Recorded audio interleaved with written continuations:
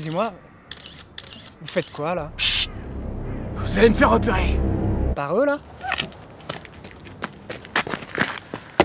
J'y pense. Vous faites peut-être partie du complot, vous aussi. Hein? Non, ça va, vous êtes clean. Le complot. Quoi, vous connaissez pas l'ordre nouveau des géomètres?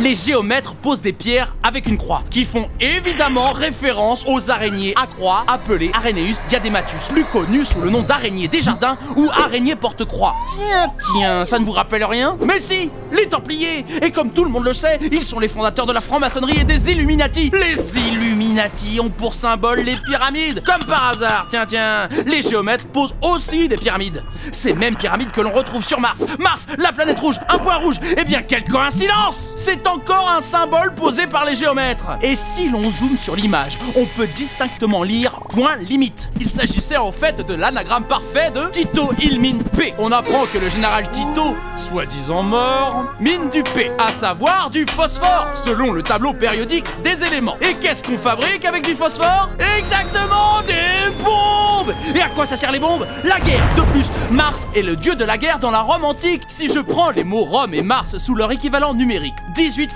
15 x 13 égale 1066! Le chiffre du diable! Comme par hasard. Et le diable a une langue fourchue et peut prendre l'apparence d'un serpent. Et oui, un reptilien comme Obama. Et qu'a fait Obama pendant son mandat? Envoyer des drones comme les géomètres. Mais ce n'est pas tout. Les géomètres utilisent un autre appareil, le théodolite, compte tenu de la forme de l'appareil qui est clairement une maquette à peine déguisée d'un vaisseau de combat alien. On peut donc déduire que ceci conclut à une invasion imminente des araignées reptiliennes franc-maçonniques Illuminati suppos de Satan. CQFD.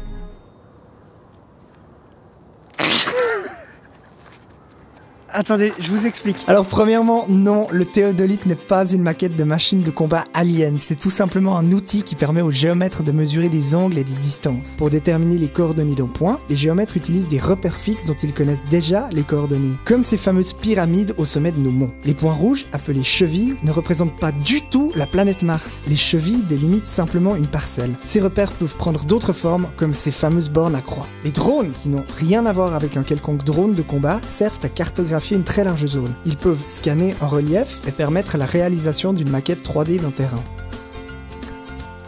Ils sont mandatés par les communes ou les autorités cantonales, mais aussi par n'importe quel privé. Voici quelques exemples parmi les nombreuses tâches qui sont demandées aux géomètres. Sur la base des plans de l'architecte, ce sont les géomètres qui vont délimiter les dimensions du futur chantier. Les géomètres font foi, sur un plan légal, lorsqu'il s'agit de diviser un terrain ou de délimiter une propriété. Ou encore, réaliser des plans cadastraux. Régulièrement, les plans d'une ville doivent être mis à jour. On appelle donc les géomètres afin de prendre des mesures.